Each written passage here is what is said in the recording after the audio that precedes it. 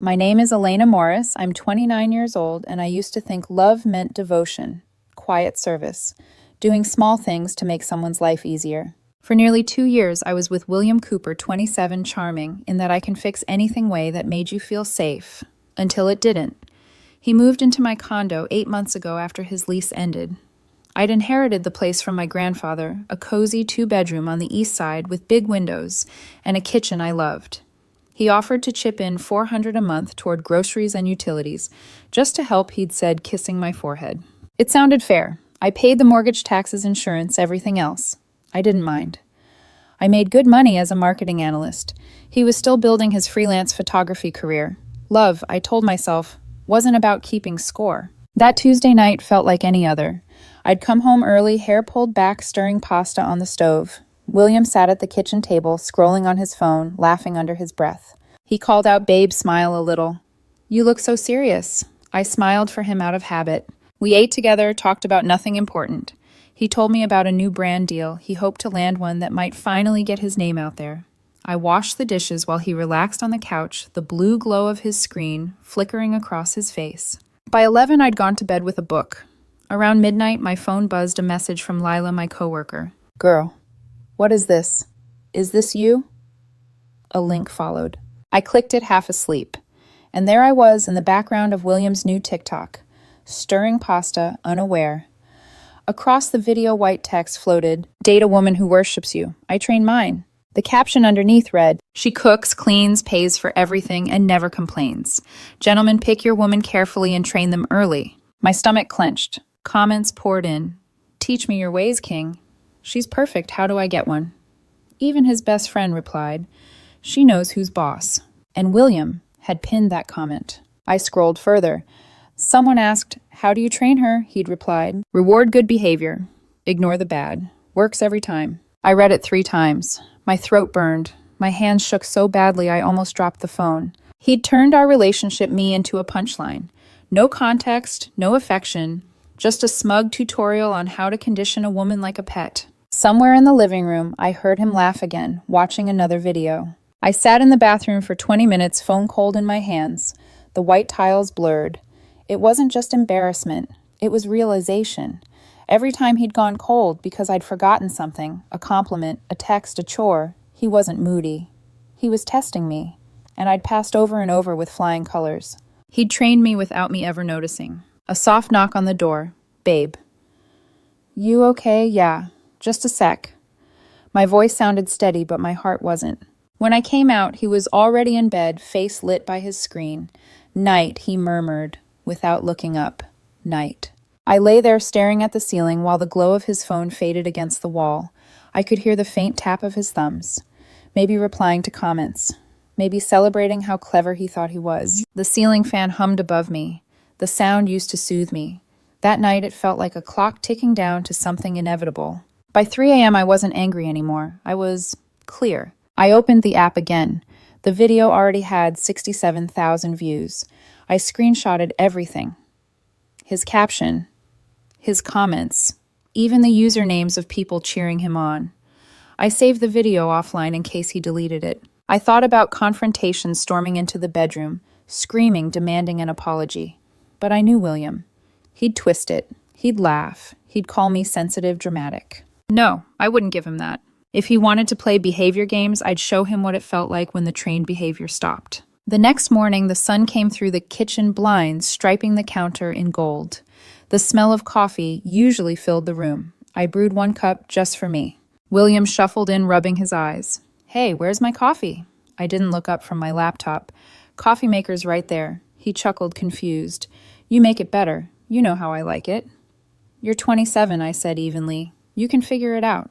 The smile slipped from his face. "What's your problem?" "No problem," I said, gathering my bag. "Just running late." He stared after me as I left. At work, I couldn't focus. Every time my email pinged, I imagined another stranger laughing at that video. My coworker, Lila, found me in the break room. "Are you okay?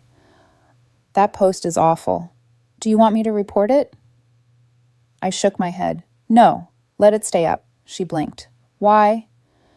"Because I want people to see exactly who he is." That night I came home early. The smell of takeout boxes filled the trash. William was editing photos at the table, humming to himself. "Hey, babe," he said lightly. "You're home early. I was thinking of doing tacos tonight." "Don't bother," I said. "I already ate." He looked up puzzled. "You're serious, completely." His laugh faltered. "You're still mad about that TikTok, huh? Come on, it's just content. Everyone exaggerates online. 67,000 people didn't think it was exaggeration." He rolled his eyes. "You're overreacting." "Maybe. Or maybe you're underreacting to basic respect." He leaned back in his chair, smirk gone. "So what now? You're gonna punish me?" "No," I said quietly. "I'm done being trained." He blinked, processing the words, trying to read my tone. For the first time since he'd moved in, I watched him lose his footing. No power, no control, just confusion. I walked to the sink, rinsed my coffee mug, and left it upside down on the rack, a small final gesture of detachment. That night when he crawled into bed, he reached for me out of habit. I turned away. The air between us felt like glass, fragile, dangerous, ready to shatter. Lying there, I thought of my grandfather who'd always said, "Don't let anyone mistake your kindness for permission." For the first time, I understood what he meant. William thought he could train me to be grateful for crumbs affection, when convenient attention, when earned. But the thing about people like me is once we see the leash, we stop pretending it's jewelry. The morning after I saw that video, the air in the condo felt different, stiller, heavier. I poured coffee for myself again, slowly, deliberately. I could feel William's confusion before he even walked in. "Morning," he said, trying for cheerful. "Morning." He glanced at the counter, frowned. "No coffee for me." Without looking up, I said, "The machine works fine." He gave a short laugh, the kind meant to diffuse tension. "Come on, don't tell me you're still mad about that TikTok. You know it was just a joke." Jokes are supposed to be funny to both people involved. He opened his mouth, closed it. I grabbed my keys and left for work before he could respond. In the car, my hands gripped the steering wheel so tight my knuckles went white. I wanted to cry, scream something. Instead, I turned on a podcast about boundary setting and drove to the office in silence. At lunch, I called my cousin David, who's a lawyer. Hypothetically, I began, if someone contributes a small amount toward expenses but isn't on the lease, can you ask them to leave? He chuckled. "That's not hypothetical, is it?" "Not really. If they're not on the lease and you can prove the payments were just contributions, not rent, they're a guest. You can revoke permission with written notice. 30 days should be safe. 30 days. The phrase felt like freedom in a sentence. When I got home, William had candles lit and music playing cheap cologne heavy in the air. He was chopping vegetables. "I made dinner," he said, voice too bright.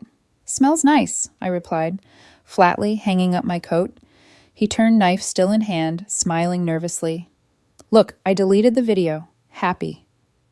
After 100,000 views." He froze.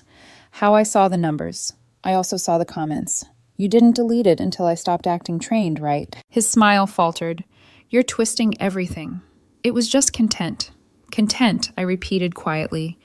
"That's what our relationship is to you, a marketing campaign." He slammed the knife down. "God, you're so dramatic sometimes." I stepped closer, lowering my voice. "And you're cruel." For a moment, he looked like he might argue, but something in my tone stopped him. I walked past, poured myself a glass of water, and sat on the couch. He followed. "What's your plan here, Elena?" "Give me the silent treatment." "See if I'll beg." "I'm not testing you, William," I said. "I'm just done performing." He laughed bitterly. "You're acting insane." I looked up from my glass. "Insane, no. I'm just awake." That night, I opened my laptop and created a new folder documentation. Inside it, I saved the screenshots of his video, the comments, the timestamps. Then I went through our shared expenses. The more I calculated, the angrier I became. I'd been paying for nearly everything: utilities, insurance, groceries, his phone line, even his gym membership. In total, almost $1,800 a month to support a man who thought I was a pet project. Every spreadsheet cell felt like a tiny betrayal laid bare. When I finished, I looked around the condo, my space, and realized how many of his things had quietly taken over: his equipment piled in the corner, his sneakers by the door, his mess spreading like ivy. I closed my laptop. Tomorrow I'd take the first step toward reclaiming my home. The next evening, I cooked dinner for one again. When William came home, the smell of baked salmon filled the air. He grinned. "Oh, that smells amazing." "Thanks." He looked at the single plate on the table. "Where's mine?" "Didn't make extra." The confusion returned to his face, then irritation. "Seriously, Seriously, why are you being like this? I met his gaze calmly. Trained behaviors can be untrained. His jaw tightened. You saw it? Yes, it was a joke. You know how TikTok is. Millions of people watched you call me obedient. That's not TikTok, that's you. He reached for my hand. I pulled it back. Elena, come on. Don't throw everything away over one stupid post. I looked at him then, not with anger, but with a strange kind of pity. I'm not throwing anything away. I'm just realizing it never belonged to me. He stared at me like I was speaking another language. I left him standing in the kitchen while I went to my office and locked the door. By Thursday, I drafted a short, polite notice. Dear William, this letter serves as a 30-day notice for termination of your stay at my residence effective immediately. Please arrange to vacate the premises by date.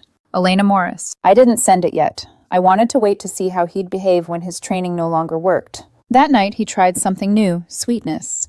He came behind me while I worked hands on my shoulders. You've been tense lately, he murmured. Let me help you relax. I didn't move. William.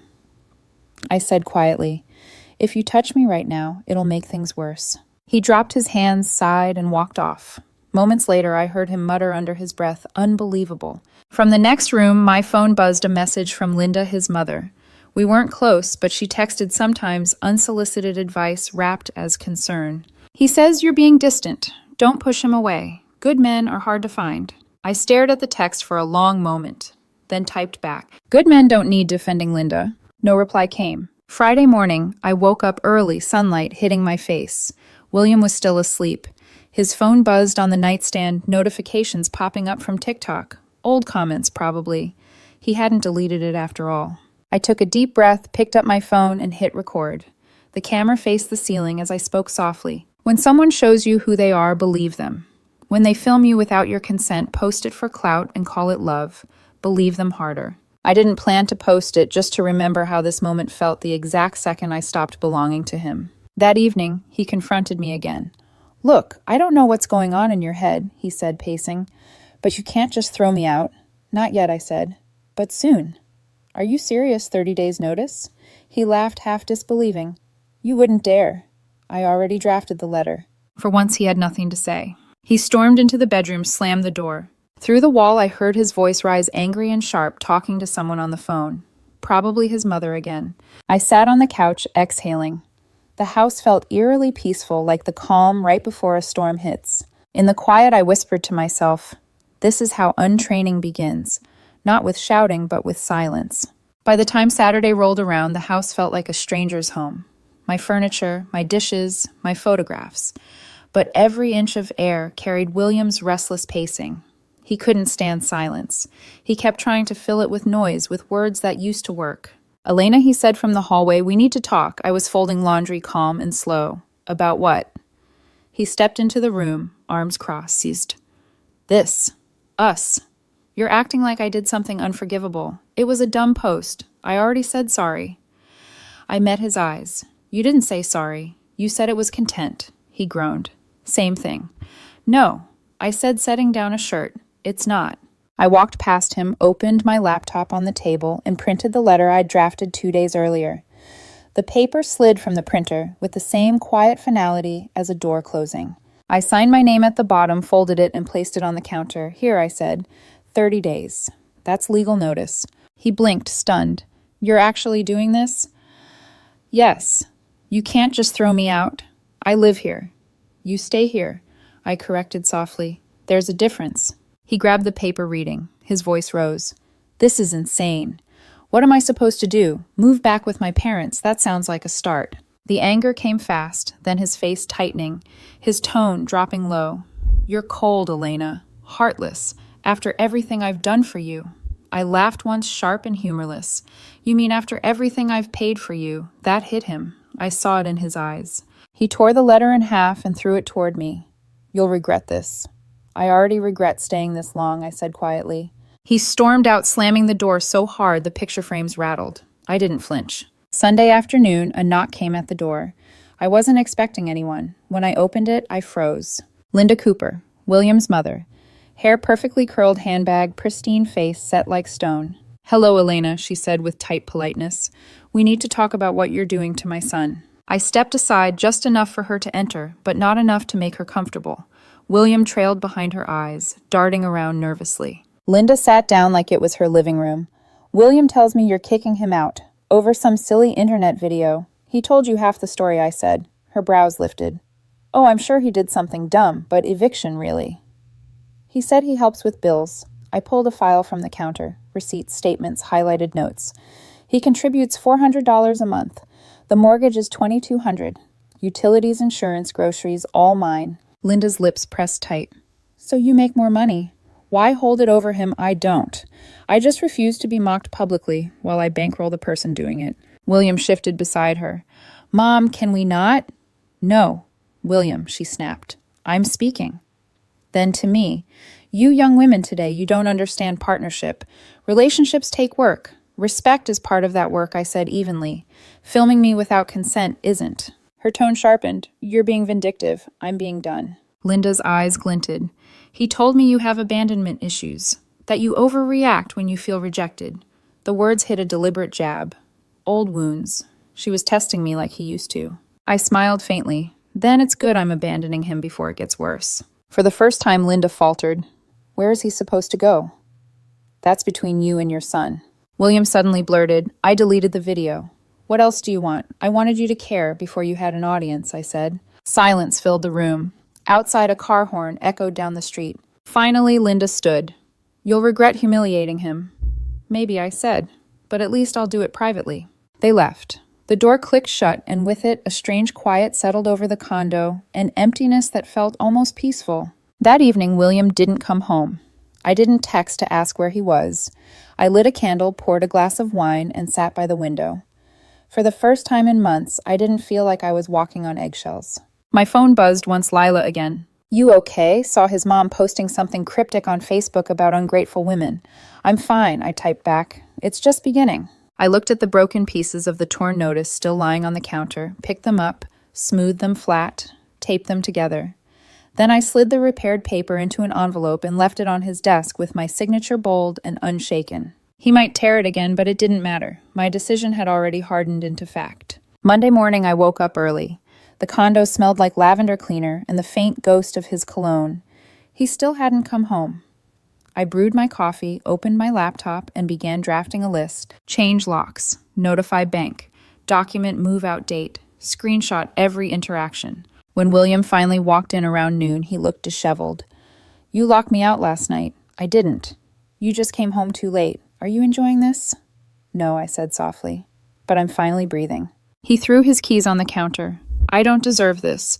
You filmed a woman you claimed to love and told the world you trained her. You deserve every consequence that comes next. He glared, jaw working. You're going to regret this when you're alone. I've been alone for months, I whispered. You just didn't notice. He stood there for a long time, something unreadable in his expression. Anger, maybe fear. Then he turned and went to his room, slamming the door behind him. I took a sip of coffee, watching the ripples settle in my cup. My reflection wavered for a moment, then steadied. For the first time in a long while, I saw someone I recognized staring back. The calm didn't last long. By Friday, William's silence had turned into strategy. When I woke up that morning, his door was open, his things scattered. He was gone, but his voice filled the condo anyway, through my phone. A coworker sent me a link. Elena, you need to see this. William's face filled my screen's soft lighting and practiced remorse. I just want to tell my side, he said into the camera. I loved her. I did everything for her. But she changed. She got controlling cold. Started treating me like I was a burden, all because of one joke. He paused, eyes, glassy voice trembling just enough. Sometimes people twist things. They make you into a villain to justify their guilt. The caption read, When love turns to control. Within hours, his video hit 80,000 views. His followers flooded the comments, half pitying him, half calling me abusive. And I hadn't said a single word. By evening, he was back smelling faintly of whiskey, triumphant and fragile at the same time. He dropped his phone on the counter. You see my post I did? You know you could have just talked to me instead of trying to ruin my life. I haven't said a word about you. That's worse. The silence. You're making me look like the bad guy. I stared at him. William. You made yourself look like the bad guy when you filmed me like a prop. He slammed a cabinet shut. You're insane. I smiled faintly. You keep saying that. Maybe one day you'll believe it. He grabbed his coat and stormed out. That night, I started organizing evidence. Everything. I backed up the TikTok screenshots, the bank records, text messages, and even his new video. My cousin David helped me draft an incident log, dates, times, behavior patterns, digital harassment. "You sure you're ready for this?" he asked over the phone. I was ready the moment he called me obedient. 2 days later, William escalated. Sunday morning, I found my car keyed. Deep, deliberate scratches carved along the driver's side like someone had written their anger into metal. My security camera caught him at 2:13 a.m., hood up, moving fast. I filed a police report. The officer watched the footage, sighed. "You want to press charges?" "Yes." They found him later that day. He admitted it. "She's ruining my life," he'd said. "Sir, that's not an excuse to destroy her property," the officer replied. He spent 6 hours in custody before Linda bailed him out. When he came back that evening to collect a few things, I stayed behind the locked door camera recording. He shouted from the hallway, "You called the cops on me. You keyed my car. It was an accident. Accidents don't spell my name." He cursed, hit the door frame, and left. I slid down the inside of the door after he was gone, shaking but relieved. 3 days later, Linda returned, this time with her husband. They didn't knock. They pounded. When I opened the door, her husband, tall and gray-faced, pointed at me. "You're destroying our son's life." I stayed calm. "Your son is doing that himself. He told us you're manipulative, that you're trying to bleed him dry." "Would you like to see the receipts?" I asked quietly. "Because I have them all." Linda's eyes narrowed. "You called the police on him. You humiliated him. I reported a crime. That's not humiliation. That's accountability." Her husband's voice hardened. "You could have handled this privately." I smiled faintly. "You raised a man who didn't believe privacy applied to women. Ask him about that TikTok." Linda looked at her husband, then back at me, fury burning in her eyes. "You'll regret this, Elena. I already told your son, maybe. But I'll regret staying less." They left with words still echoing down the hallway. I closed the door, exhaled, and locked it twice. That week became a blur of whispers and digital fire. William's second video, When She Turns Everyone Against You. Third, Living with Emotional Abuse, My Story. Each one painted him as the wounded hero, the gentle man destroyed by a cruel, cold woman. He never used my name, but the condo in the background, the furniture, the art, all mine, all unmistakable. I stayed silent, didn't post, didn't respond. Instead, I documented every upload, every lie, every message. He had followers. I had evidence. On Thursday night, Lila stopped by with Thai takeout and worried eyes. "He's spinning this like a movie," she said, scrolling through his page.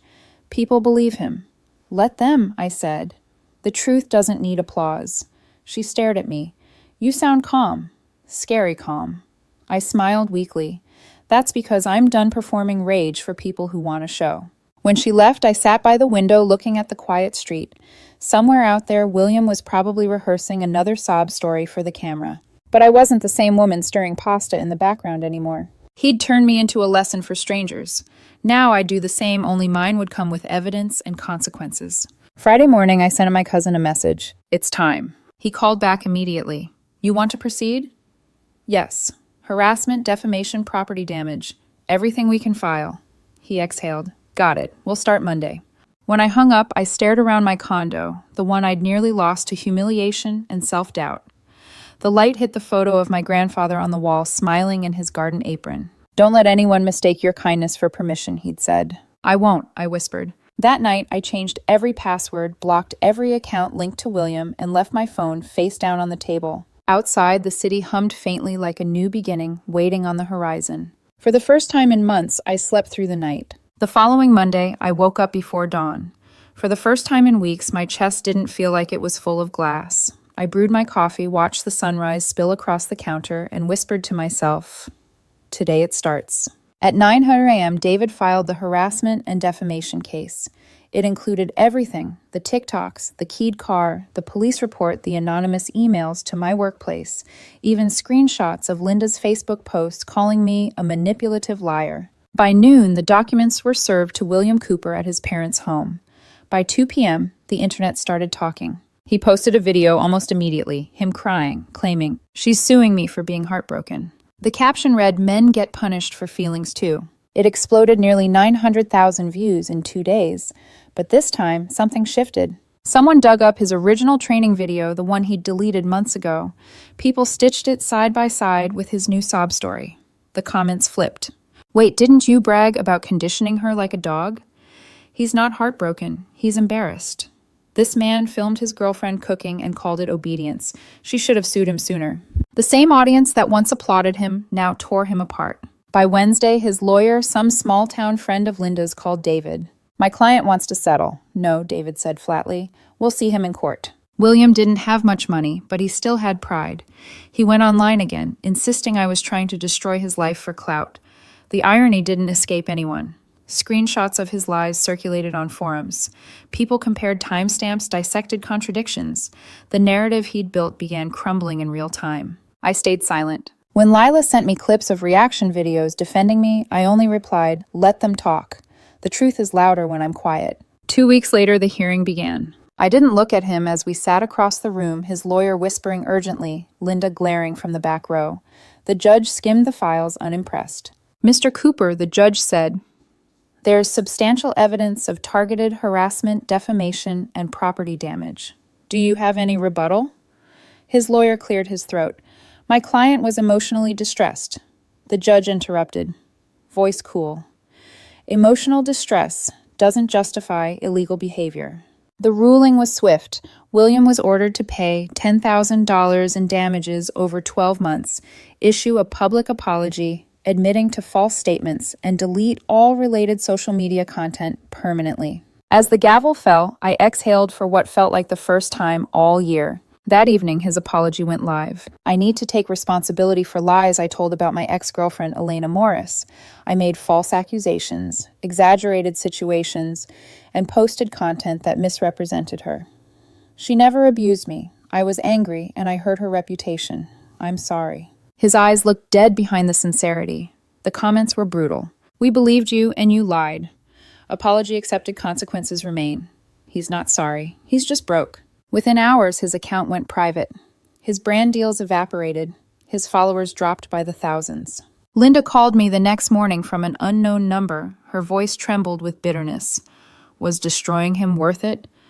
I didn't destroy him, I said quietly. He built his own collapse. She scoffed. You think you won? There's no winning in this, I replied, only ending it. Then I hung up. For the first time, I didn't feel anger, just relief. When the first $803 payment came through, I didn't touch it. Instead, I forwarded the money directly to a domestic support fund that helps survivors of financial and digital abuse women who had been trained into silence like I once was. It felt poetic, his punishment fueling someone else's escape. Every month since, another deposit has appeared. Each time I transfer it with a small note in the memo line, paid in consequences. 6 months later, the condo feels like mine again. The light feels different, softer somehow. I replaced the couch he bought, repainted the walls, even changed the locks. Some nights, I catch myself standing by the window, wine glass in hand, watching the city breathe. No shouting, no guilt, no leash. A few weeks ago, I met someone, Sean. We bumped into each other at a bookstore, both reaching for the same novel. He laughed, first offered it to me. We ended up talking for an hour about travel, food, quiet mornings. On our second date, he insisted on paying for dinner. On the third, I insisted we split. He smiled and said, "Deal." It felt strange at first being treated like an equal, not a project. But it felt good too. One night he asked gently, "Does it bother you that I post online?" Sometimes I smiled. "Only if you ever think I'm your content instead of your companion." He nodded, noted. That was all. No defensiveness, no arguments, just respect. A few days ago, I saw William at the grocery store. He was with Linda. He looked smaller somehow, thinner. Older eyes dull. He saw me, froze, then turned away. Linda glared, but said nothing. I watched them disappear down the aisle, a strange calm blooming in my chest. He used to say I was trained to serve him, but the truth is he was the one trapped, trained by his own ego, conditioned by validation. I got free. He stayed leashed to his pride. People often ask me what I learned from it all. The answer is simple. When someone shows you who they are not in their words, but in their laughter and the way they treat you. When no one's watching, believe them the first time. William told thousands of strangers he trained me. He wasn't lying. He taught me to recognize manipulation, to see through charm, to stop mistaking cruelty for confidence. He trained me to walk away. And when I did, I didn't just leave him. I left the version of myself that thought love meant obedience. He wanted a woman who worshipped him. I became one who remembered her worth instead. 6 months after the settlement, life began to feel unrecognizable in the best way. I'd forgotten what peace sounded like until silence stopped feeling empty. Every morning now starts the same, a soft hum of the espresso machine sunlight filtering through new linen curtains and the faint chatter of the city below. No angry footsteps, no anxious glances toward the door, just quiet. I never realized how much noise trauma makes until it was gone. The condo finally feels like home. I sold the couch William used to sprawl across, repainted the walls in muted ivory, and replaced the framed quote he once mocked, "Love is freedom." It hangs above my desk again, steady and unshaken. Sometimes I still scroll past old videos, people dissecting our story, turning it into lessons for others. Some call me brave, some say vindictive.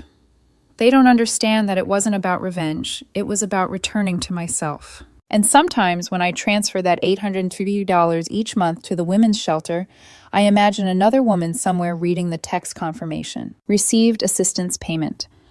I hope she feels the same rush of strength I did the first morning I woke up alone and realized I was safe. 2 weeks ago, I took a solo trip to Kyoto, my first time out of the country alone. The flight was long, the air dry, but when I stepped out of the airport into the scent of rain and cedar, I felt something inside me unclench. I wandered through quiet temples, the kind where you have to remove your shoes and listen to the sound of your own breath echo in the wood.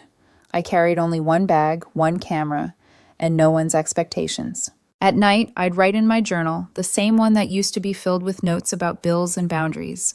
Now it's lists of small joys, a stranger offering me tea, a street musician playing something mournful and kind, the peace that comes after a storm that nearly took everything. On my 3rd day there, I met Sean again by accident. He was photographing the cherry blossoms by the river. I almost didn't recognize him out of context, but when he turned and smiled, I did. "Elena," he said, surprised. "What are the odds? Apparently the universe likes sequels," I replied, laughing. We walked for hours, no plans, no pretending. He didn't ask about my past right away, and I didn't offer. When I finally told him I expected him to flinch to see me as someone damaged. He didn't. He listened. Quietly. Patiently. Then he said, "You know, some people spend years in cages and never realize the door's been open. You walked out. That's power." It was such a simple sentence, but I felt something shift inside me, a recognition that healing wasn't about forgetting what happened, but honoring the version of myself that survived it. We spent the next evening sharing dinner by the water. I paid half. He didn't argue, just smiled. No control, no training, just 2 adults equal choosing to be there. When I flew home, I stood in the airport terminal watching the planes line up in the distance. The same old playlist played in my earbuds, songs I used to listen to when I thought I'd never be free. They sounded different now. Freedom. I've learned isn't a loud victory. It's the quiet that comes after the storm when you realize no one is shouting your name for attention or approval. It's waking up without dread. It's cooking dinner because you want to, not because someone's watching. It's breathing without asking permission. Last week, I ran into William's old friend at a cafe downtown. He looked awkward, eyes flicking between his latte and me.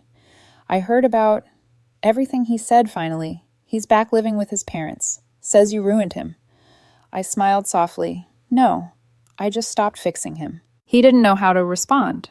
Most people don't when the truth doesn't come wrapped in pity. I left a tip, thanked the barista, and walked outside into the sunlight, the kind that feels like forgiveness. That night, I wrote one last entry in my journal. I used to think love meant losing parts of myself to keep someone else whole.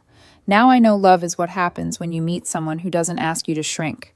I met the wrong person first, but she, the woman I became after him, she was worth meeting. I closed the notebook, placed it on the nightstand, and turned off the light. For the first time in years, I didn't dream of confrontation, apology, or closure. Just stillness. William once said he'd trained me.